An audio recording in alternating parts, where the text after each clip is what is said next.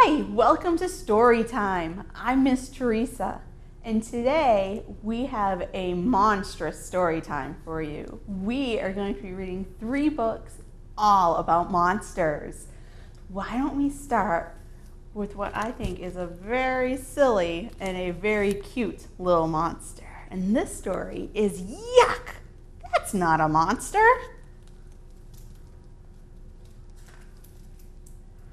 Yuck! That's Not a Monster by Angela McAllister.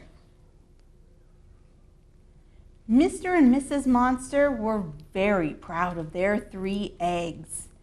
Mr. Monster kept them warm by huffing with his hot, stinky breath, and Mrs. Monster screeched to them. There they are. I think Mrs. Monster's singing a lullaby, but to us it sounds like screeching.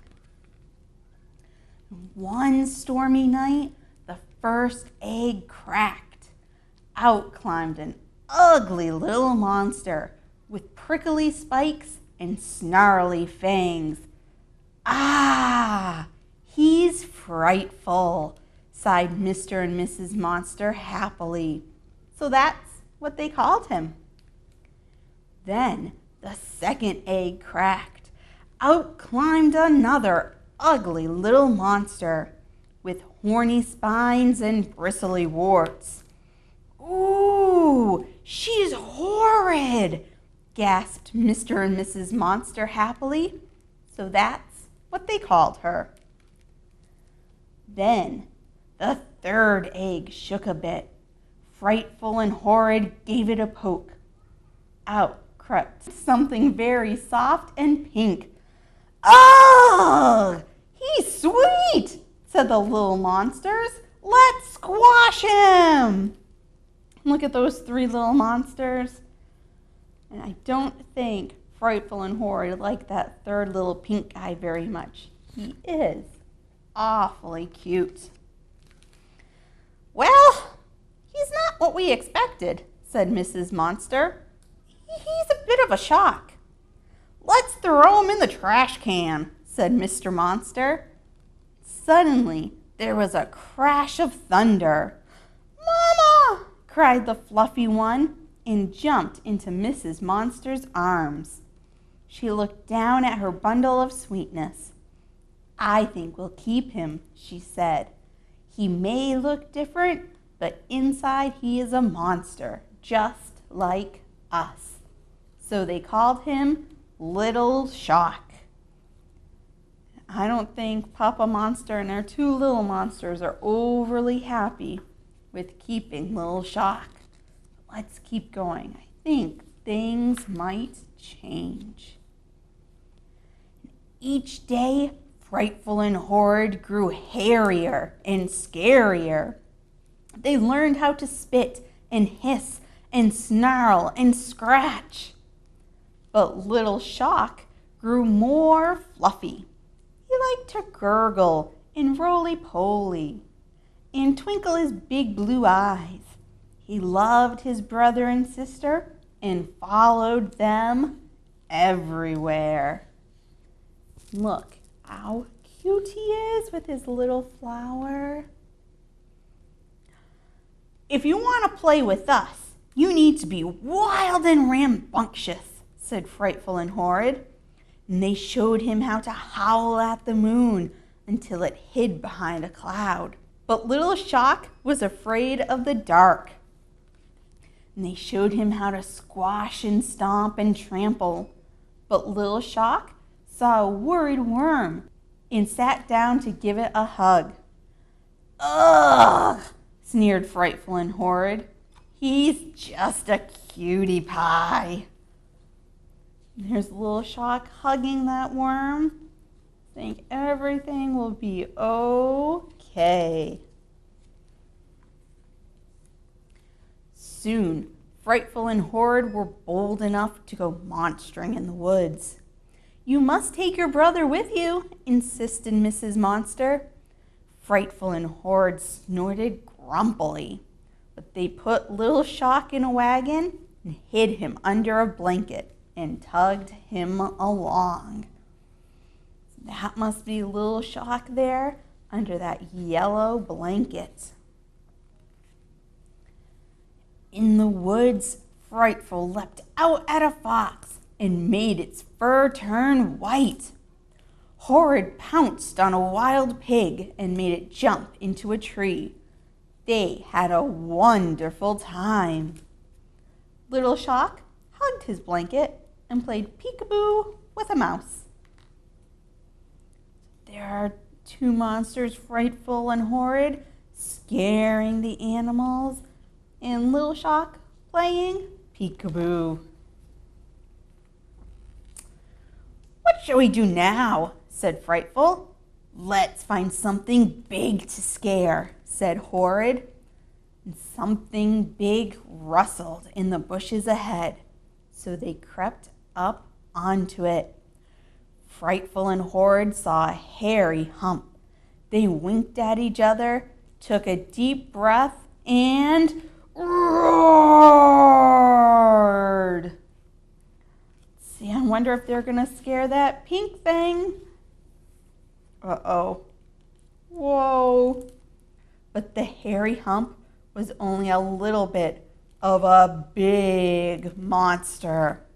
It snarled and flashed its fiery eyes. "Who dared to roar at me?" Frightful and Horrid were too terrified to run away. Their spines shriveled up and their claws curled up. Uh-oh. Look at that big monster. There's Frightful and Horrid, very much afraid. Suddenly, the big monster spotted Little Shock. "Ooh, cotton candy," he said. Little Shock stared up at the monster's face. His big blue eyes grew wider and wider. Then, mwah, he gave the monster a kiss right on the cheek. Uh-oh, what is that monster going to do? "Yuck!" the big monster wailed and dropped Little Shock in horror. He was so afraid that his fur turned to frizz and his bristles fell out. "Help!" he cried. "It's adorable!" And he ran away crying for his mommy. Frightful and Horrid couldn't believe their eyes. "You kissed him! You kissed him!" they laughed. Look at who saved the day, Little Shock. Horrid swung her little brother high in the air and sat him on Frightful's shoulders. "Maybe being cute is useful after all," she said, giving him a pinch. Little Shock just purred happily. "Come on," said Frightful proudly. "Let's go home and I'll kiss Mom and Dad."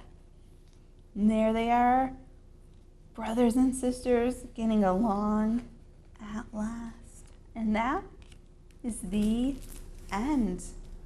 What a silly story about a monster being cute. That kind of leads us into another story about a monster who isn't so scary. He's not very cute, I don't think, but he's definitely not very scary. And it's called Leonardo the Terrible Monster. And this book is by Mo Willems, who you probably know as writing the Pigeon books, like Pigeon Wants a Hot Dog or Don't Let Pigeon Drive the Bus. And he has another series called Piggy and Elephant, which are so funny. We might have to read one of those one day. But for now, let's see what happens in Leonardo the Terrible Monster by Mo Willems. Leonardo was a terrible monster. Look how sad he looks. He couldn't scare anyone. There he is trying, but I think that lady and that man think he might be cute. Yep, they don't look so scared. he didn't have 1,642 teeth, like Tony. Look at Tony. He's not so scary either, is he? He has lots of teeth, but he's still kind of cute. He wasn't big like Eleanor. Whoa, look at how big Eleanor is. We only see her feet and her legs. We don't even get to see Eleanor's face. And he wasn't just plain weird like Hector. Ooh, look at Hector. He is a little bit of a weird guy, isn't he? He has that long tail and no legs and that very tall hat hiding some antenna, I think. And if we look really carefully at the hat, we'll see, you got it, pigeon. Leonardo tried very hard to be scary, but he just wasn't. Look at all those scary faces. Are we scared? No. One day, Leonardo had an idea. He would find the most scaredy cat kid in the whole world and scare the tuna salad out of him. Uh-oh. Let's see who Leonardo finds. Leonardo researched until he found the perfect candidate. Let's meet him. Uh-oh. Sam. Sam already looks scared. We haven't even done anything. Leonardo's not even around. And Sam looks scared. Leonardo snuck up on the poor, unexpecting boy. Uh-oh, watch out, Sam. And the monster gave it all he had. So there's Leonardo. He's going, grrr, roar, ha, blah, blah, blah, blah. Let's see. Sam's looking a little worried. Until the little boy cried. Oh, poor Sam. Yes, cheered Leonardo. I did it. I finally scared the tuna salad out of someone. No, you didn't, snapped Sam.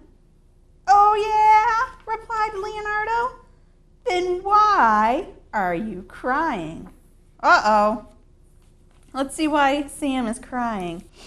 Let's see.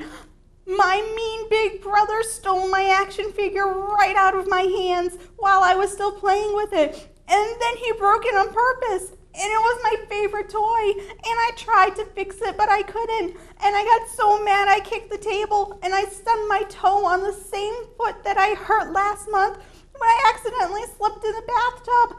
After I had soap in my eyes trying to wash out the bird poo that my brother's cockatoo pooped on my head. And I don't have any friends. And my tummy hurts. Oh, poor Sam. He's having a very rough couple of days. That's why he's crying. And look at poor Leonardo. I don't think he knows what to do. Then Leonardo made a very big decision. Looks like he's thinking. I wonder what he's going to do. It's okay. Look at that. Leonardo gave Sam a big hug. And instead of being a terrible monster, he would become a wonderful friend. There's Sam and Leonardo. I wonder if Leonardo can stop scaring people for real. Let's see. Uh-oh. But that didn't mean that he couldn't try to scare his friend every now and then. And there he is, and he gives Sam a good boo. I do think he gets Sam, but I think it'll be okay, because there goes Sam chasing Leonardo. The end. What a great story about how a little monster and that little boy Sam became friends.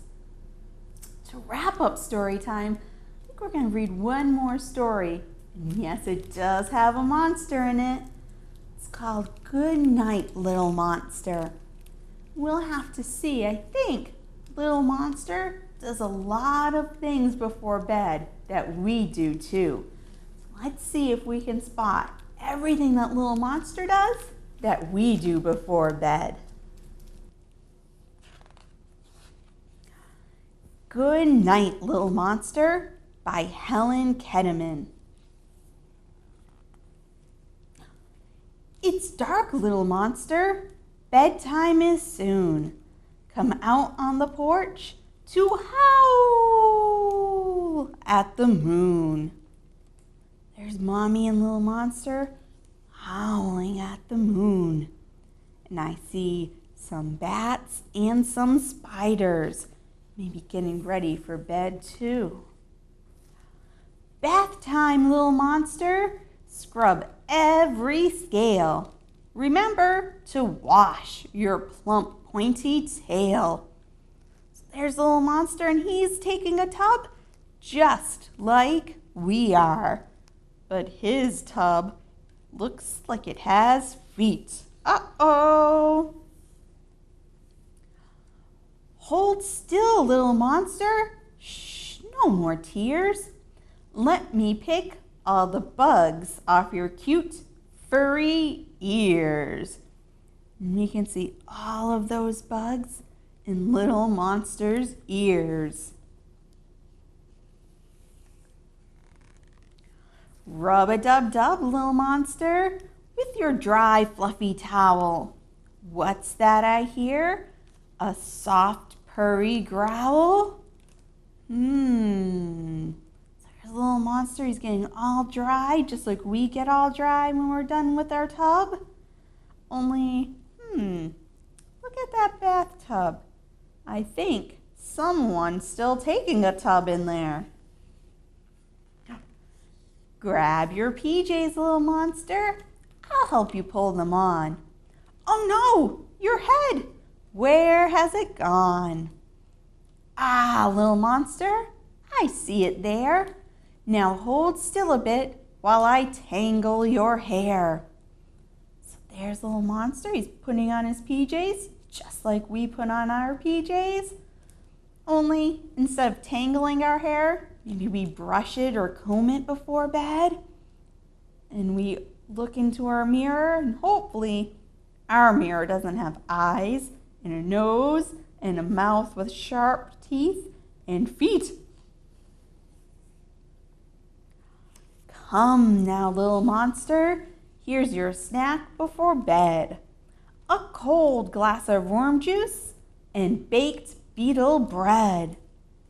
So like us, maybe little monster gets a little snack before bed. Only I'm sure we don't drink worm juice or eat baked beetle bread. Yuck. Brush your fangs, little monster. Get everyone clean. And floss out those beetles all stuck in between. So we brush our teeth, and there's little monster brushing his fangs before bed. Choose a book, little monster. We'll cuddle and read. Once a brave little monster did a monstrous brave deed. So there's little monster, and he's cuddling up with Mommy, and they're reading a story just like maybe we cuddle up with Mommy or Daddy and hear a story or two before bed. Hop in bed, little monster. There's nothing to fear. See, no scary children under here. Lie still, little monster, while I pull up your sheet. Don't worry, nothing will nibble your feet. There's Mom and little monster, and they're looking for scary kids underneath the bed. There's no scary kids underneath those beds. I see a bat, and I see a spider, and a ladybug, and a mouse. Settle down, little monster, for a kiss and a hug. Now snuggle up close with your soft toy slug. So there's little monster all tucked into bed with his special toy, just like we snuggle up in bed and maybe we have our own special little toy. Uh-oh, looks like little monster might still be a little bit nervous. You're still scared, little monster? What's that I forgot? Your nightlight, of course. That helps a lot. Look at little monster's nightlight. It's an eyeball. There it is, shining bright. Sweet dreams, little monster. My darling, sleep tight. With Mama nearby, you'll be safe through the night. When we look around little monster's room, we see all sorts of toys. And we see a lamp on the table that looks like a witch's broom and hat. We see little monster finally fast asleep. The end. I guess monster bedtime isn't so different from our bedtime. I hope you enjoyed our stories, and I look forward to seeing you again on the next story time. Bye!